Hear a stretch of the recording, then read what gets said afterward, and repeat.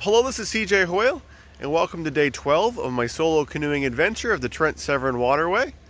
This morning I woke up here at the bottom of Loch 11, which is just outside of the community of Campbellford. This loch is part of a flight of lochs, like Loch 12 and Loch 11, which are called Ranney Falls. When I was getting ready for bed last night, the rain had stopped.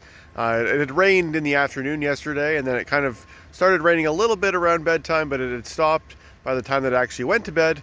And it stayed dried overnight until about 5 a.m. when I started to see thunder and lightning. And then it turned into a very violent, loud rainstorm outside, which lasted for about 2 hours or so, but it's now stopped. And I'm awake and up and ready to get started for today. I don't have a particularly early morning today because the first place that I'll be paddling downstream is to Loch 10 to go through, which I think is about a kilometer or so, maybe 2 kilometers. And that loch, I have to go through that loch, and the loch doesn't open until 10 this morning. So I don't have to get there super early, but I'd like to I'd like to be there right when they open today, because I do have a much longer journey today than the very short one that I had yesterday. Now that the rain is cleared, it looks like today is going to be a really nice, warm, sunny day. All right, so I've got all my stuff packed up, and I'm ready to start loading the canoe. And that sunshine that I was seeing earlier has disappeared. It's turned back into a pretty gray day, but I still don't expect any rain today. All right, so I've got everything loaded into the canoe, and the time is only about 8:45, and I was targeting leaving at 9 o'clock, which was still a little bit early considering that I really don't have to go very far before the next loch opens at 10. So I think I'm gonna spend a little bit of time paddling the wrong direction, paddling upstream, so I can see a little bit more of that gorge, and also see the suspension bridge that I wasn't able to cross yesterday from another angle. The bridge is actually a lot closer than I expected. As soon as I got out into the river, I can already see it. So there's a look at the Rainey Gorge suspension bridge from underneath. This current is quite strong, so I've been having to fight pretty hard to get up this river. So I've come up past the suspension bridge now, and the current here is not nearly as strong once you get past the outlet from the generating station. There's a lot of flow coming through there, but it's really nice here. Over there, that's one of the old mills that served many purposes for this community. And then further up there is Ranney Falls, of which the loch station is named after. And you can see that we're really down in a nice gorge here. So last May I stayed in the provincial park, which is over on this side of the river, and I rode my bike across this bridge a few times.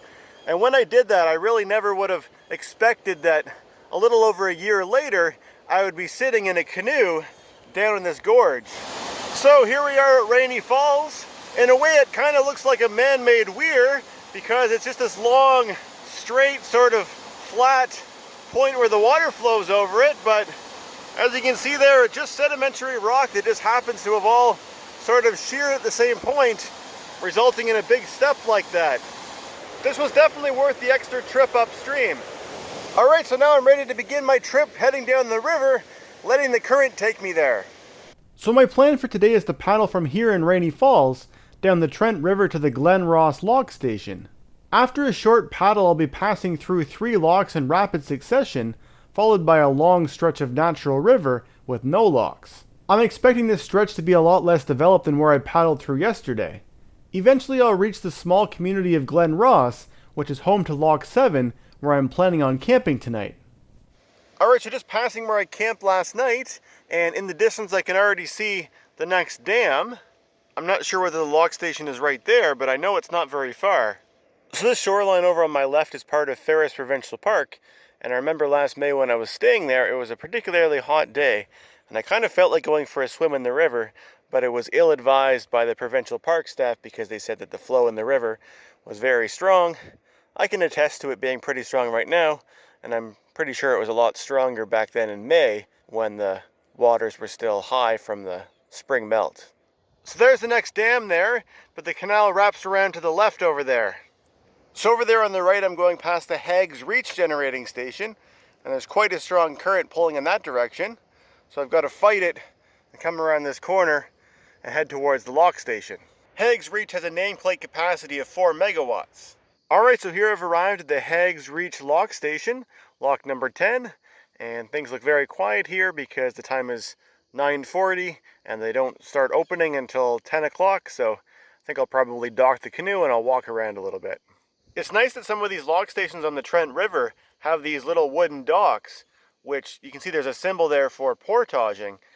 Very convenient for getting a canoe in and out from one of those compared to getting it up and over the concrete wall, as well as all your stuff too. Over there I can see a flock of wild turkeys. Seems like they're trying to hide from me in that tree there. They certainly are big birds, bigger than Canada geese. Well, they can really run fast if they need to. So this morning when I woke up and I was packing up my tent, there was a fisherman at the lock station, and he left, and it looks like he's moved over here now. It's the same guy. The turkeys have now moved over close to my canoe. Well, this will be interesting.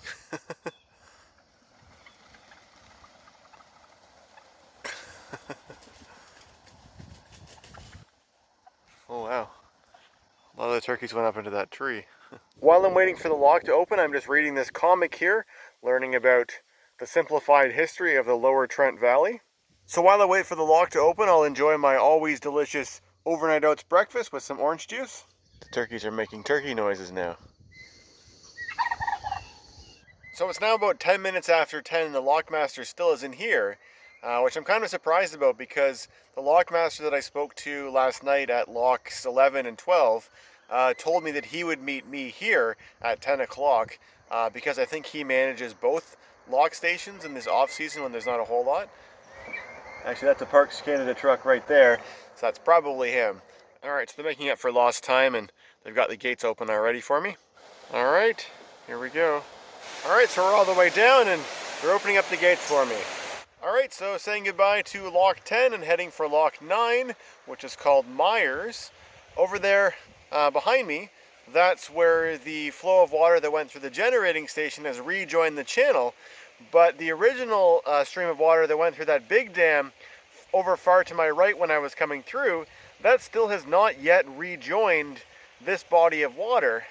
So that makes this land over here on this shore still an island, and later eventually we'll rejoin that path of the Trent River. This morning on my portable AM/FM radio, I'm listening to a local Campbellford station, and they have a program on called Celtic Connection, and they're playing an hour of Celtic music, which is really interesting to listen to. It's a nice change of pace. This little island here, which has the channel marker, also has a tree growing on it. Hard to believe. It looks like it just made it of solid rock, but somehow there's something in there to support the life of a tree. Just beyond there I can see the dam over towards the right and the lock station over towards the left, straight ahead. Alright, so I'm just about at the lock station, and it looks like they've already opened up one of the gates in anticipation of my arrival.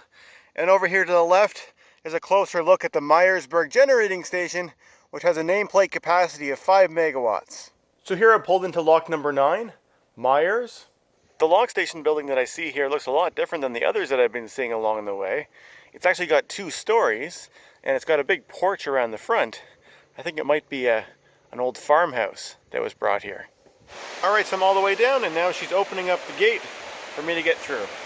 Alright, so back on the water, continuing my way to the next lock, which is called Percy's Reach, lock number 8. And the water from the generating station that I just passed does not empty into this level here. It actually empties into the river directly.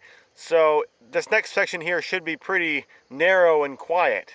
So just around the corner, and I can already see the next lock station, lock number 8, Percy's Reach. So it's another lock with manual gates. And they've already got one of them open for me to go right in. Alright, so here I'm loaded into lock number 8, Percy Reach, and I can see that it's going to be quite a long way down. Alright, here come the big gates so I can continue my way out into the river. Alright, so now that I'm through lock number 7, I've got my work cut out for myself because the next lock station is another 18.5 kilometers away. So it's going to be a little bit of a race against the clock because the lock station that I'm heading for, they close at 3:30.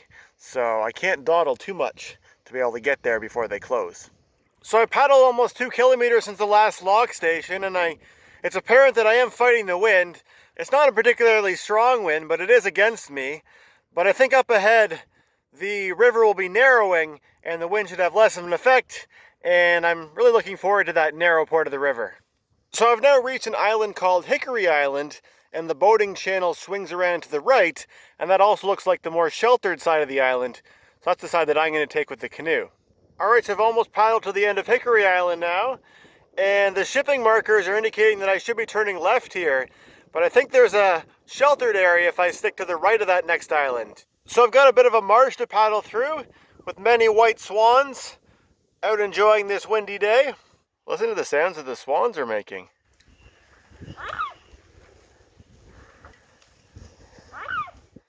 Never heard that before.